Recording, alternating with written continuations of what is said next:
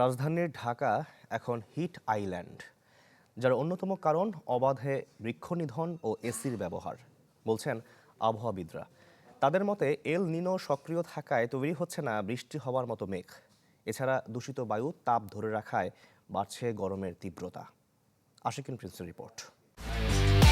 একমাত্র ওয়ালটন এসি দিচ্ছে 1 বছরের রিপ্লেসমেন্ট গ্যারান্টি এবং কম্প্রেসরের 10 বছরের গ্যারান্টি।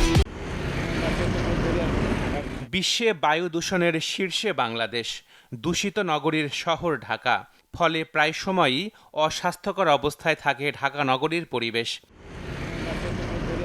আবহাওয়াবিদরা বলছেন, দেশের বায়ুতে দূষিত কণা বৃদ্ধির ফলে বাড়ছে তাপমাত্রা, অস্বস্তিকর হচ্ছে জীবনযাত্রা।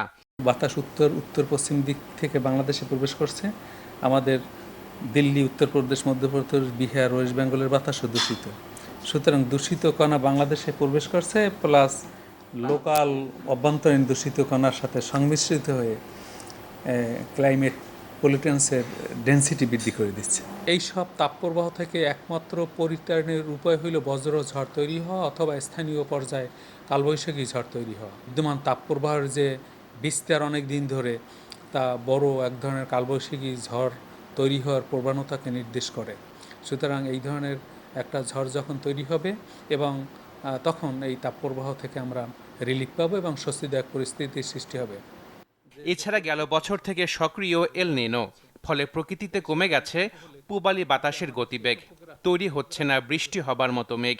এল নিনো যদি সক্রিয় থাকে তাহলে পূবালি বাতাসের গতিবেগ কমে যায় এবং বাংলাদেশের বঙ্গোপসাগরে জলীয়বাষ্পের বাষ্পায়নের হার কমে যায়।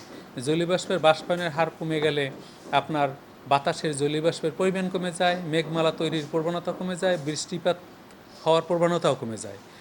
দিল্লি হতে একদম ভিয়েতনাম পর্যন্ত এই উচ্চচাপ বলয়ের অবস্থান হওয়ার কারণে আমাদের ভূপৃষ্ঠ যে উত্তপ্ত হয়, সেই উত্তপ্ত বাতাস বিকিরণ করে ঠান্ডা হওয়ার যে প্রবণতা, লং ওয়েভ রেডিয়েশন বিকিরণ করে, তার প্রবণতা বাধাগ্রস্ত হচ্ছে। ফলে একটা টেম্পারেচার আবদ্ধ হয়ে পড়েছে, আমরা বলি টেম্পারেচার কনফাইন্ড হয়ে একটা হিট ট্র্যাপে পরিণত হওয়ার কারণে এই বিদ্যমান তাপপ্রবাহ দীর্ঘদিন ধরে অব্যাহত রয়েছে।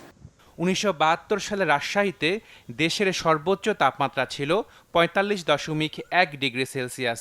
এই মৌসুমে সর্বোচ্চ তাপমাত্রা যশোরে 42.6 ডিগ্রি সেলসিয়াস, কিন্তু অনুভূত হচ্ছে তার চেয়ে বেশি। কিন্তু এই তাপমাত্রা কি 42 থেকে 46 ডিগ্রি সেলসিয়াস অনুভব করতেছে জনগণ। তবে বর্তমান পরিস্থিতি থেকে নিস্তার পাবার সুযোগ আপাতত নেই বলে মনে করেন ঢাকা উত্তর সিটির চিফ হিট অফিসার।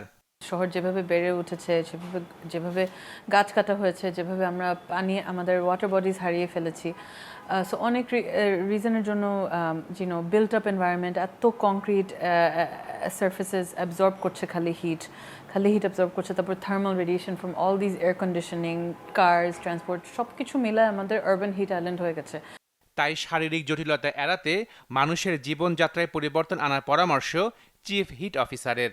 যতটুকু পসিবল সচেতন থাকো। Ashikin Prince, channel 24, Dhaka.